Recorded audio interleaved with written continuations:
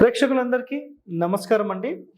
మనం ఈరోజు మన ఛానల్లో ఒక లేటెస్ట్ ఎపిసోడ్తో మీ ముందు రావడం జరిగిందనమాట. సో మన ఛానల్ ఎవరైతే చూస్తున్నారో నిజంగా మీరు వాస్తు నేర్చుకుందామని భావన ఉంటే కంటిన్యూగా మన యొక్క ఛానల్కి సంబంధించిన ఎపిసోడ్స్ వాస్తుకి సంబంధించి అన్నీ చూడండి.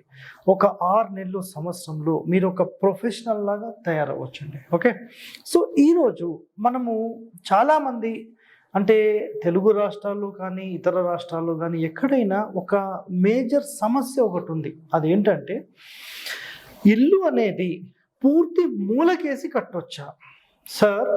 మేము ఒక 20x25 స్థలం తీసుకున్నాము, అసలు మేము సెట్ బ్యాక్ అనేది మేము వదలం సార్, మరి మాకు ప్లాన్ కావాలి అని చాలామంది ఫోన్ చేస్తారు. అదేవిధంగా సార్ నిజంగా అసలు నైరుతికేసి కడితే చాలా బలం అంటారు. నిజంగా చాలామంది వాస్తు నిపుణులు ఆ విధంగా ఎన్నో వీడియోస్లో చెప్పారు, చాలా పుస్తకాల్లో కూడా మేము చదివాం సార్. మరి నిజంగా అలా చేయొచ్చా? అయితే ఇందులో కొన్ని ప్రశ్నలు చూడండి. మనము నైరుతికి జరిపి కడితే అసలు ఎలాంటి లాభ నష్టాలు ఉంటాయి? అదేవిధంగా వాయువ్యానికి కడితే ఎలాంటి లాభ నష్టాలు ఉంటాయి? ఈశాన్యానికి వేసి అంటే ఇల్లు మొత్తం గృహం ఈశాన్యంలో ఉంటుంది. అదేవిధంగా ఆగ్నేయంలోకి వేసి కడితే ఎలాంటి లాభ నష్టాలు ఉంటాయి? సో వీటి గురించి ఈరోజు వరకు ఎక్కడ ఏ ఛానల్లో కూడా ఎవరు కూడా చెప్పలేదు. మొట్టమొదటిసారిగా మన ఛానల్లోనే వీటికి సంబంధించిన సమాచారం అనేది మీకు తెలుసుకుందాం. సో డీటెయిలింగ్గా మీకు ఎక్స్ప్లెయిన్ చేస్తాను, చూడండి. వస్తుంది మనము ఒక స్థలం తీసుకుందాం. ఇట్లా ఇది ఒక స్థలం అయితే జనరల్గా ఇది 20 ఫీట్ అనుకోండి, ఇది ఒక 25 ఫీట్ అనుకోండి, ఇది జనరల్గా ఈస్ట్ రోడ్ అనుకోండి. సార్ మీరు ఎప్పుడూ కూడా ఈస్ట్ రోడ్ గురించి మాత్రమే మాట్లాడుతున్నారు. నేను ఇక్కడ మీకు కాన్సెప్ట్ అనేది ఏం చెప్తున్నానో మీరు అర్థం చేసుకోండి. నేను ఈస్ట్ రోడ్ గురించి చెప్తున్నానా, వెస్ట్ రోడ్ గురించా, ఉత్తరమా దక్షిణమా వద్దండి. దేనికైనా ఇదే రూల్ అనేది వర్తిస్తుంది.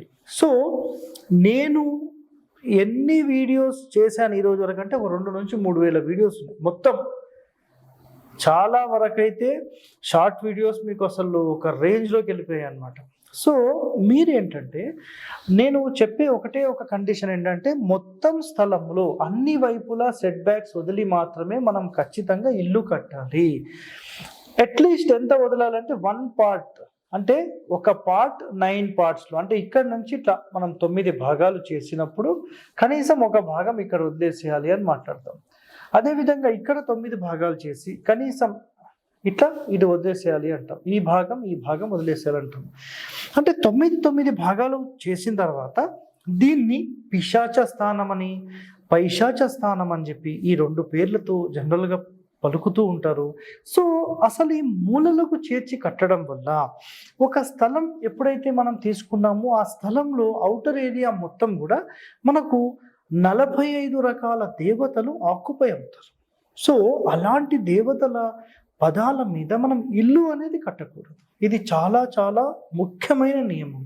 సో చాలామందికి అయితే ఈ నియమం ఐడియా లేక తెలుగు రాష్ట్రాల్లో చాలామంది వాస్తు పండితులు ఏం చేస్తున్నారంటే మనకు ఇల్లు అనేది నైరుతిగేసి కట్టొచ్చు అని చెప్పి చాలా వరకు వాళ్లకు అసలు ఒక తప్పుడు సమాచారంతో వాళ్ళను ఇల్లు కట్టిన తర్వాత ఎంత నష్టం జరుగుతుందో వీళ్ళకి అర్థం అనేది కావడం లేదు. సో ప్రజలరా నేను ఒకటి చెప్తున్నాను, మీరు వ్యూవర్స్ నిజంగా మాకు మంచి జరగాలి సార్, మేము చిన్న ఇల్లు తీసుకున్నాం, మేము బాగుండాలని ఎంతోమంది అనుకుంటారండి. మరి నిజంగా మీరు అలా అనుకునే వాళ్ళైతే మరి ఎందుకు ఇలా కట్టుకుంటున్నారు? పూర్తి మూలలకేసి ఎందుకు ఇలా కట్టుకుంటున్నారు? ఆఖరికి కొన్ని ప్లాన్లు నేను వద్దంటే సార్ మాకు వేరే ఆప్షన్ లేదు, మాకు మీరు అట్లనే ఇస్తే మేము తీసుకుంటాం. ఇంకేం చేస్తామండి? సో నేను ఇవ్వాల్సిన పరిస్థితి వచ్చేస్తుంది. మొన్న ఒకటి చేసాం, 12 అడుగులే సెట్ బ్యాక్ ఏమి ఇవ్వాలండి నేను? ఒకవేళ 2 అడుగుల సెట్ బ్యాక్ ఇచ్చి ఇంటి కాంపౌండ్ కూడా కడితే అది 8 అడుగులు కూడా రావట్లేదు. 2 అడుగులు వదిలేస్తే గోడతో పాటు తీసేసి 6 అడుగులు వస్తుంది. సో ఇంకెక్కడ చేస్తామండి? అసలు పాసిబిలిటీసే లేవు. కాబట్టి ఇక్కడ అంటే కస్టమర్ యొక్క రిక్వైర్మెంట్ ఏముంది, వాళ్ళ స్థలం ఎంత ఉంది, దాన్ని బేస్ చేసుకొని ఎంత సాధ్యమైతే అంతవరకు మాత్రమే మనం వాళ్ళకు మంచి జరగడానికి ప్రయత్నం కోసం మనం ముందుకెళ్తున్నాము. సో ఇక్కడ చూడండి, ఇప్పుడు ఇది మనం చెప్పుకున్న ఒక కండిషన్. అంటే ఖచ్చితంగా మనకు అన్ని వైపులా ఖాళీ ఉండాలి అనేది ఒక కండిషన్. అంటే అన్ని వైపులా 9 భాగాలు, 9 భాగాలు, 9, 9 చేస్తే ఒక భాగం అనేది వదిలేసేసి మీరు ఇల్లు కట్టొచ్చు అనేది శాస్త్రం. ఇంకా డెప్త్గా చెప్తే ఎటువైపు 2 భాగాలు వదలాలి, ఎటువైపు 3 భాగాలు వదలాలి అనేది కూడా కండిషన్ ఉంటుంది. సో ఇక్కడ అప్రస్తుతం, ఇప్పుడు అవసరం లేదు, నేను తర్వాత చెప్తాను మీకు. సో ప్రస్తుతానికైతే మూలల గురించి మనం మాట్లాడుతున్నప్పుడు ఇక్కడ మీరు చూస్తే ఒకసారి ఇక్కడ అబ్జర్వ్ చేయండి ఒకసారి. ఏంటంటే స్థలంలో మూలలకు చేర్చి ఇల్లు ఎప్పుడూ కట్టరాదు, ఇది ఫస్ట్ కండిషన్ అండి మనది. నెక్స్ట్ దక్షిణంలో నైరుతిలో అయినా సరే దాని పరిణామాలు చాలా ఉంటాయి. సో చాలా డేంజరస్ అనమాట అది. నెక్స్ట్ స్థలంలో ఆగ్నేయానికి చేర్చి నిర్మిస్తే, సో ఇక్కడ చూడండి, ఇది మనం స్థలం ఇట్లా తీసుకున్నాము, ఒకవేళ ఇల్లు ఇట్లా కట్టామనుకోండి, అంటే ఇక్కడ మీకు తూర్పులో కానీ దక్షిణంలో కానీ ఎలాంటి స్థలం ఉండదు, ఇంకా డైరెక్ట్ ఇల్లు ఇట్లా కట్టేస్తారు ఈ గోడల మీద, ఈ గోడలు కూడా ఇట్లా అటాచ్ చేసేస్తారు. సో మరి ఇలా కడితే ఏం జరుగుతుంది సార్, కొంచెం మాకు వివరించండి. అదేవిధంగా ఇలాంటి స్థలంలో మనం నైరుతికేసి ఇలా కట్టి, సార్ మాకు తూర్పులో ఖాళీ జాగా మేము పెట్టుకున్నాం, ఉత్తరంలో ఖాళీ జాగా పెట్టుకున్నాం అని మాట్లాడుతుంటారండి. మరి ఇట్లా నైరుతిలో కడితే ఏంటి, మళ్ళీ వాయువ్యంలో కేసి ఇట్లా కట్టేసేసి ఇది ఈస్ట్ అండి, వాయువ్యం కేసి ఇట్లా కట్టి మేము దక్షిణంలో ఖాళీ పెట్టుకున్నాం, తూర్పులో పెట్టుకున్నాం అని మాట్లాడతారు. అదేవిధంగా ఈశాన్యానికి కేసి కట్టి, అంటే ఈశాన్యం ఇట్లా కట్టి దక్షిణంలో పడమరలో ఇట్లా ఖాళీ పెడితే అసలు దేనికి ఎలాంటి ఇంపాక్ట్స్ ఉంటాయి, ఇది మనం తెలుసుకోవాలి కదా. చాలామంది అయితే ఇలాంటి తప్పులు చేస్తున్నారు, దానివల్ల అసలు ఇబ్బంది పడే వాళ్ళు ఎవరండి, మీరే కదండి. దయచేసి ఇలా మీరు కట్టకండి.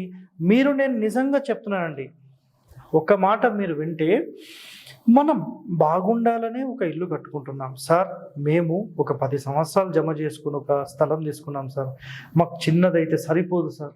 నేను ఒకటి చెప్తానండి, మీరు 10 సంవత్సరాలు 15 సంవత్సరాలు కష్టపడి తీసుకున్న తర్వాత ఆ ఇల్లు కట్టి మళ్ళీ మీరు నష్టపోవడానిక, ఇబ్బందులు పడడానిక మీరు ఇల్లు కట్టేది, ఆలోచన చేయండి దయచేసి. నేను ఇప్పటికైనా ఒకటి మీకు ఏం చెప్తానంటే, కంపల్సరీగా ఒక రూమ్ కట్టుకోండి, సింగిల్ రూమ్ కట్టుకొని బాగుండండి అంటున్నాను. లేకపోతే 2 రూమ్స్ కట్టుకోండి, 3 రూమ్స్ కట్టుకోండి, సింగిల్ బెడ్రూమ్.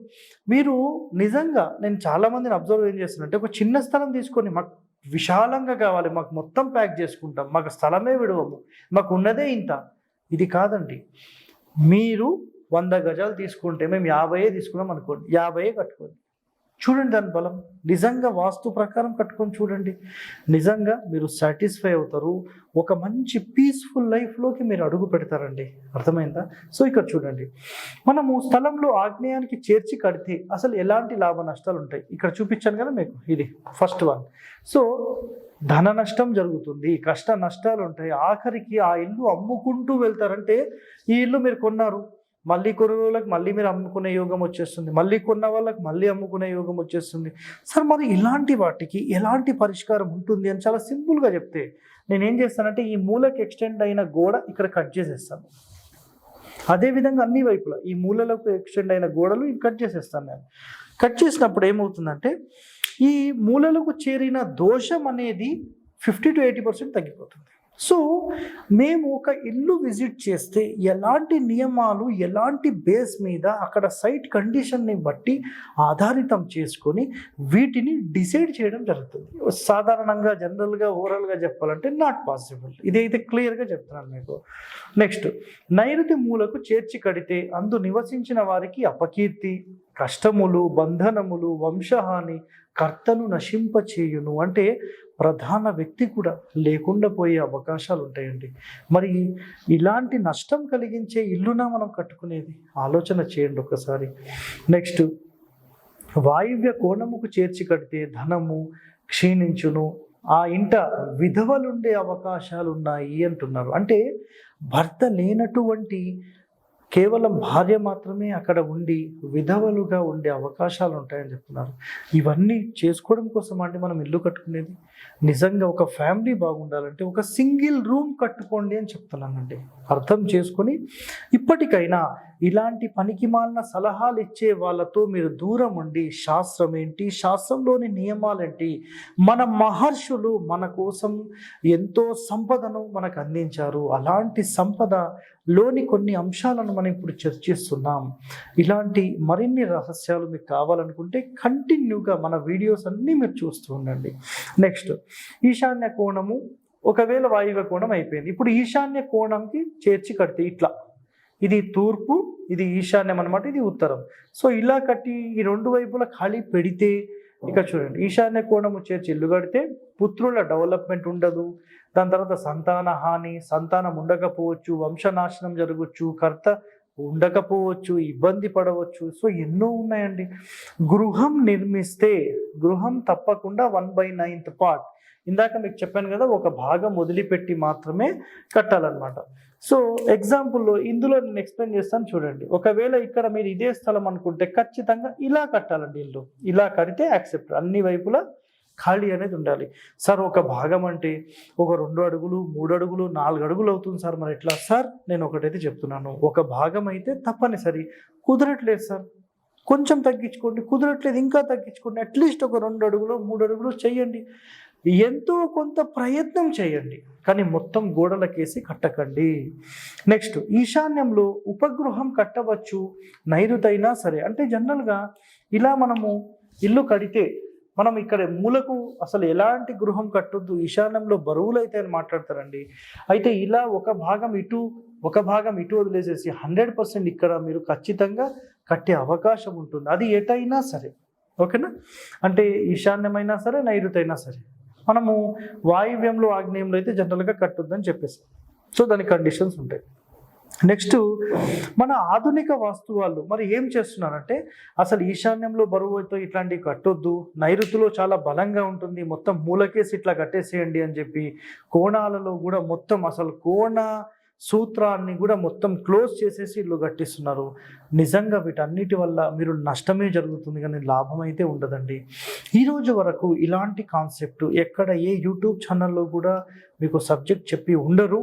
సో ఇది చెప్పడంకి నేను చాలా చాలా గర్విస్తున్నాను. సో మీరు ఇలాంటి సమాచారం తెలుసుకోవాలనుకుంటే మన ఛానల్ని సబ్స్క్రైబ్ చేయండి, లైక్ చేయండి, గంట బొమ్మను కూడా యాక్టివేట్ చేయండి.